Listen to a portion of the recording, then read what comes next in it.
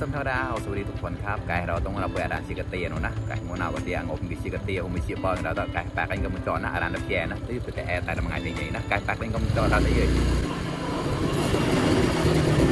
กายเราแต่เยอะจอบมึงแย่นะชอยยังกันยี่ดุนก็เผาแช่ของเราแต่เยอะตามมาชอยเคล็ดอะไรมาเราแล้วต่อแต่ยี่ซอเลยหนูตายมานะลูกค้าหยิกลายมุกแว่นในพื้นรามนะการกายก็ในเราแต่ปวดใจชิงกับมุจอลูกตกนะกายปากเลยโอเคครับเราต่อกายจอบมึงแย่นะกายมึงแย่มุทงนะกลางเชียงกับมุจอเราแต่เยอะเจ็ดนังเลอมาแม่นะแบะไถบนะไม่มาแม่วายๆกันนะ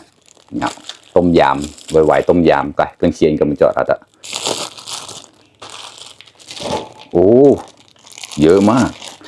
เขาแส่เราได้เยอะหลายเหมือนกันตาวหอมหมูมาค่ะมันเอาเชี่ยปองเดี๋ยวเราได้เชี่ยมาแม่นะก๋วยเตี๋ยวนะก๋วยเตี๋ยวมาแม่นะก๋วยเตี๋ยววายๆมันคือเชี่ยเลยมองเชี่ยปองได้งอได้ลายทั้งหมดอ่ะงอโอ้หมูมาค่ะแล้ว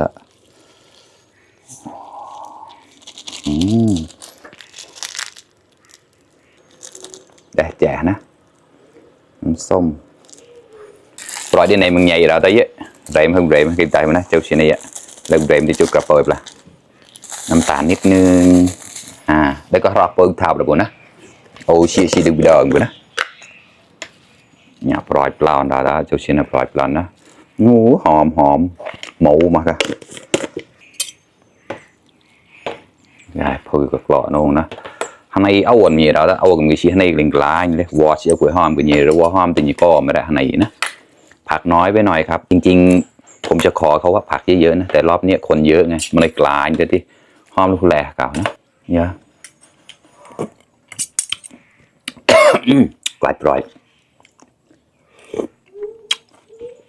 โอเคเราครอบมากับเราได้เยอะอร่อยมากวันนี้ใช้ซ่อมนะครับเพราะว่าตะเกียบไม่มีไลท์ด้วยกว่านะเชี่ยก็ไม่น่าเราได้เยอะละ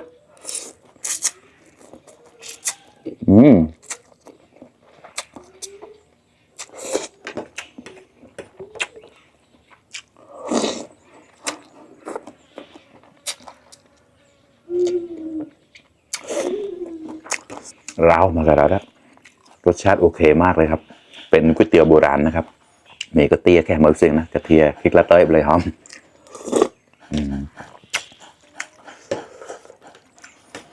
มากล้าได้กล้า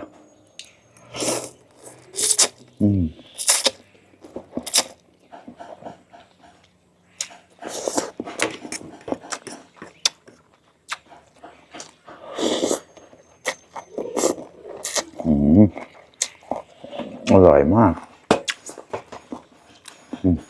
ลูกชิ้น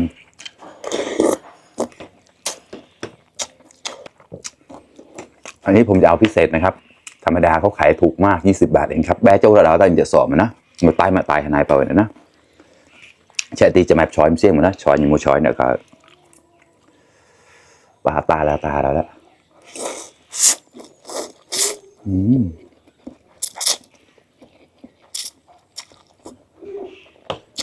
หมูแดง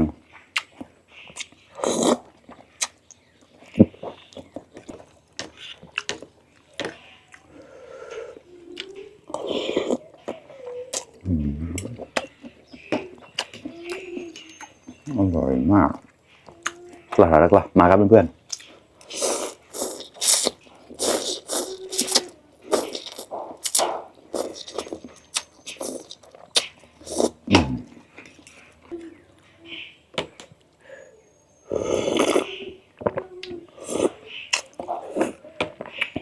ไม่ต้องปรุงเยอะเลยครับอร่อยมาก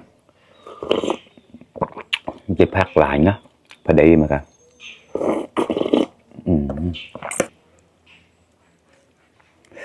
กล้าแล้วก็มาครับเพื่อน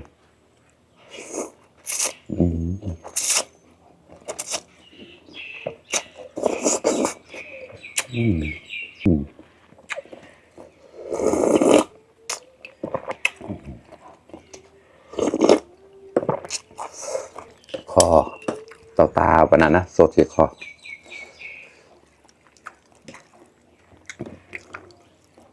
trẻ chân cái sen cái tia là đó sen cái tia thì bà mẹ chút nó cái thùng là cái trong họ thì bà mẹ đi bà nên cả đấy ở trên cái sen mà thì đi bàนะđiสาวแบบnào vậyนะตอนแรกจะเอาเส้นก๋วยเตี๋ยวนี่แหละครับกลัวมันจะติดกันไงก็เลยเอาเส้นมาแทนครับมาครับเพื่อน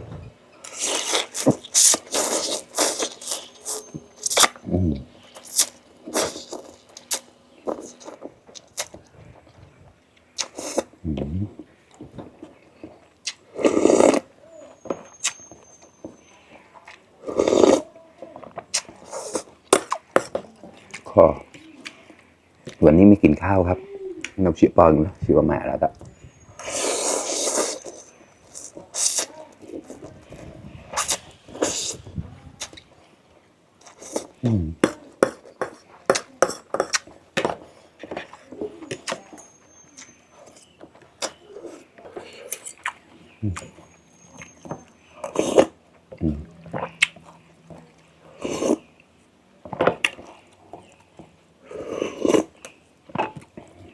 ลูกเข็ม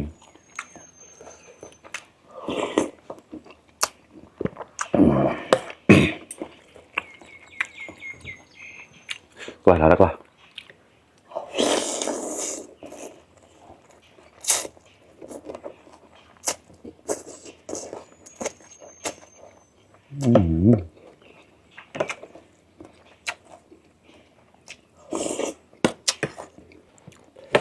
บ้าเราเป็นต้นแล้ว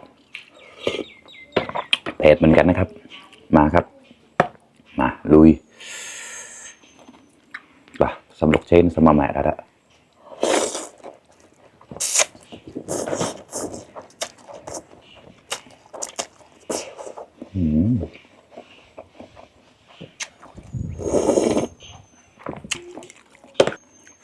กว่าแล้วกว่า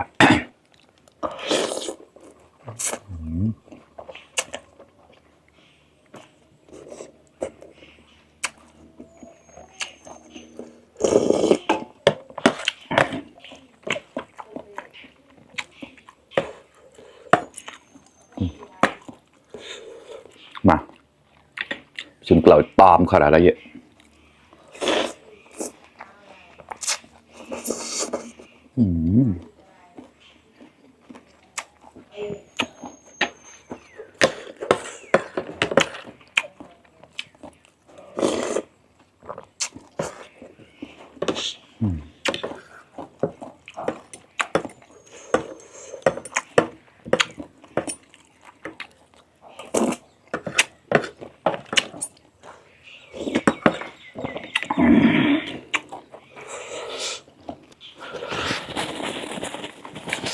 โอเคครับเพื่อนๆอิ่มอีกหนึ่งมื้อแล้วครับอร่อยมากๆครับวันนี้ก็กิน